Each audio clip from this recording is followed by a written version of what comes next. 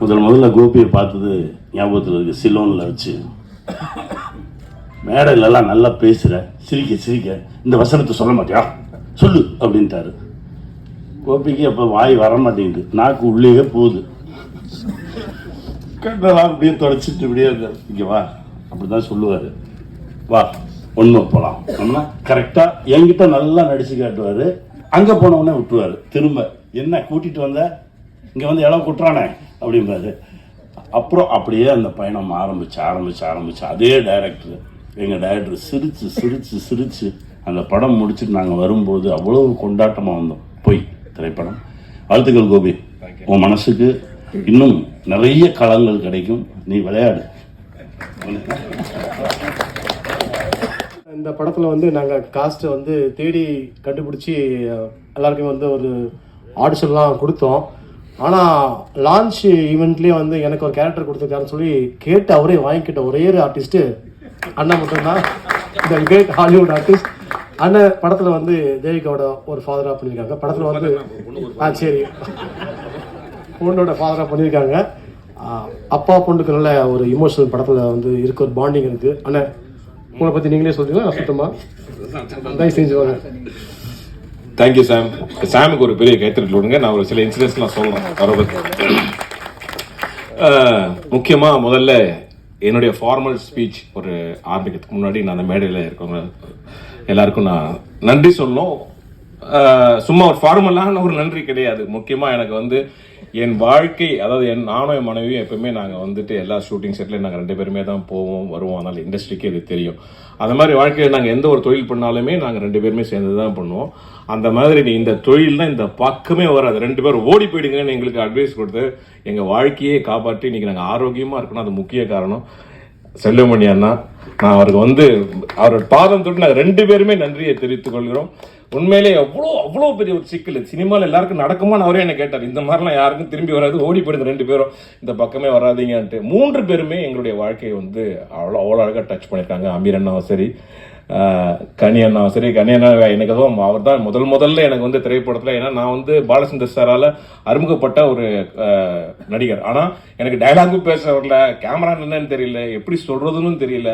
அதை என்னை வந்து அப்போவே 2005 என்னை வந்து அவ்வளோ பக்குவமாக என்னை வந்து கம்ஃபர்ட் ஜோனில் வச்சு இந்த டைலாக் இப்படி தான் கோபி சொல்லணும், இப்படி தான் நடந்தனே சொல்லணும், பேசினே சொல்லணும் என்னை வந்து அப்போ ஆரம்பித்து இன்னைக்கு இப்போ அடுத்தது அவர் இயக்கிற ஸ்கூல் பஸ் என்ற திரைப்படத்தில் எனக்கு ரொம்ப ஒரு மிக முக்கியமான ஒரு கதாபாத்திரத்தை கொடுத்து வாழ்க்கையில் என்னை வந்து ஒரு ரெஸ்பான்சிபிள் ஆக்டர். எல்லாரும் என்ன காமெடினா பார்ப்பாங்க, சொன்னால் கேட்க மாட்டார், ஏதாவது பேசினே இருப்பார், அப்படிதான் எல்லாருமே பார்ப்பாங்க, சாம் உட்பட. ஸோ என்னை வந்து அழகாக இவனை எப்படி வேணாலும் மாற்றிக்கலாம் அப்படின்னு சொல்லுவார். அவ்வளோ அழகாக எனக்கு வந்து வாய்ப்பு கொடுத்து எங்கள் 2 பேருமே வந்து அந்த மாதிரி எப்போவுமே வரவேற்பார். அதனால் 3 பேருக்குமே என்னுடைய அன்பையும் எங்களுடைய மரியாதையும் நாங்கள் எங்கள் குடும்பத்தின் சார்பாக நான் தெரிவித்துக் கொள்கிறேன். ஓகே, அடுத்தது இந்த படத்துக்கு வருவோம். இந்த படத்தில் வந்துட்டு என்ன அப்பா கேரக்டர் நீங்கள் பண்ணோன்னே அப்படின்னு சொன்னார். சரிப்பா, ஆனால் காமெடி வேணாண்ணே அப்படின்னு நான் முதல்ல. என்னப்பா இப்படி சொல்லிட்டு அப்படின்னா, இல்லை காமெடி பண்ணக்கூடாது, நீங்கள் அப்பாவாக தான் பண்ணணும் அப்படின்னாரு. இப்போ தான்ப்பா நான் சிரித்தாள் பண்ணேன், அப்பாவா வேண்டாப்பா, எல்லாம் அதை கேட்குறாங்க வேண்டாம் அப்படின்னு. நான் சிரித்தாளில் நீங்கள் வந்து ஆதிக்கு ஒரு பையனுக்கு அப்பாவாக நீங்கள் பண்ணீங்க, இதில் நீங்கள் பொண்ணுக்கு அப்பாவை பண்ணுறீங்க அப்படின்னாரு. எனக்கு அந்த ஒரு விஷயமே ரொம்ப பிடிச்சது. வாழ்க்கையில் எனக்கு கிடைக்காத ஒரு அனுபவத்தை, ரியாலிட்டியில் எனக்கு கிடைக்காத ஒரு அனுபவத்தை சாம் வந்து எனக்கு திரையில் உருவாக்கி கொடுத்துருக்காரு. ஸோ அதை வந்து நான் ஒரு மிகப்பெரிய ஒரு பாக்கியமாக நான் கருதுறேன். அது நேரத்தில் சொல்லமா வேணாமான்னு தெரியாது, ஆனால் இது ஒன்று சொல்லலாம், என்னை பொறுத்த வரைக்கும் சொல்லணும், பிரச்சனை இல்லை. என்னுடைய மகள் வந்து 5 வயசுல எங்களை விட்டு போயிட்டாங்க.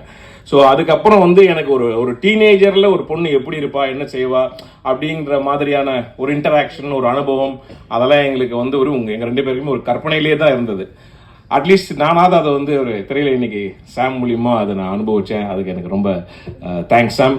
அதுவும் நம்ம ஏதாவது எக்ஸ்ட்ரா டைலாக் போட்ட கூட வேண்டாம் பாரு, அண்ணா காமெடி வேணாண்ணா அப்படின்னு.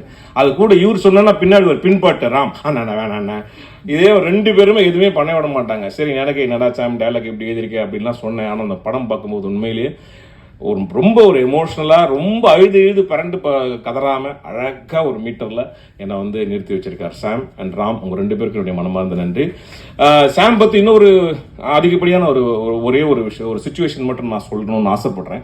எங்கள் ஷூட் பார்த்தீங்கன்னா எல்லாம் ஃபர்ஸ்ட் டைமர்ஸ், எல்லாரும் ரொம்ப ஜாலியாக ஒரு காலேஜ் வர மாதிரி தான் வருவாங்க. அங்கே இருக்கிறதுலே நான் தான் ஒரு ப்ரொஃபஸர் மாதிரி எல்லாரையும் ஓட்டணும், மேய்க்கணும், அந்த மாதிரி நிறைய இடத்துல சுச்சுவேஷன்ஸ் இருந்தது.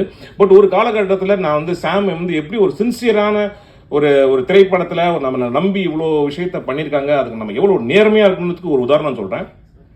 ஒரு முக்கியமான ஒரு சீன்ஸ் போயின்னு இருக்கு, நிறைய காம்பினேஷனில் போயின்னு இருக்கு, எடுத்துட்டு இருக்காங்க. ஸோ அன்னைக்கு காத்தால பார்த்தீங்கன்னா அவருக்கு மகனுக்கு வந்து உடம்பு சரியில்லாமல் போயிடுச்சு. ரொம்ப சீரியஸான ஒரு இஷ்யூ, அது நான் நார்மல்லாம் காய்ச்சல் அந்த மாதிரி ரொம்ப சீரியஸான ஒரு இஷ்யூ. அப்படி இருந்தும் கூட அவர் வந்துட்டு அந்த ஷூட்டிங் டேவை கேன்சல் பண்ணவே இல்லை. அது என்ன நடந்ததோ அது அப்படியே நடந்தது. அவர் மகனும் வந்து டேக் கேர் பண்ணிக்கிட்டாங்க. ஆனால் எந்த ஒரு பதட்டமும் இல்லாமல் எதுவும் இல்லாமல் அந்த ஷூட்டிங் நடத்தி அந்த ஷூட்டிங் முடிச்சாங்க. அதுக்கு 2 பேருமே வந்து நம்ம இந்த இடத்துல வந்து தயாரிப்பாளர் சார்பாக அவருக்கு வந்து நம்ம பாராட்டுகள் தெரிவித்துக்கணும். ஆனால் செப்டம்பர் 12 இந்த படம் ஒரு வானர கூட்டம் அப்படின்னு நான் சொல்லுவேன்.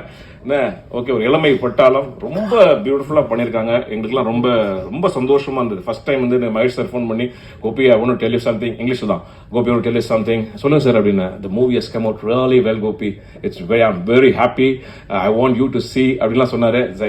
ஃபர்ஸ்ட் டைம் ப்ரொடியூசர் பசங்க தான் கவுத்துருக்காங்களா அப்படின்னு நினச்சேனா. ஆனால் வந்து பார்த்தப்போ ரொம்ப சந்தோஷமா இருந்தது, ரொம்ப பெருமையாக இருந்தது. Sir you said it right அப்படின்னு சொல்லி ஃபர்ஸ்ட் ஸ்க்ரீனிங்லேயே வந்து படம் சேல் ஆயிருக்குன்னு நினைக்கும் போது ரொம்ப சந்தோஷமா இருக்கு. So for the entire crew எல்லாருக்கும் எங்களுடைய மனமார்ந்த நன்றி, பாராட்டுகள். உங்கள் அனைவருக்கும் சரி, இந்த மெடல் வீட்டிற்கும் சிறப்பு விருந்தினர்களுக்கும் சரி, எல்லாருக்கும் எங்களுடைய அன்பையும் பணிவையும் நாங்கள் தெரிவித்துக் கொள்கிறோம். நன்றி, வணக்கம். அடுத்தபடியாக யாரு?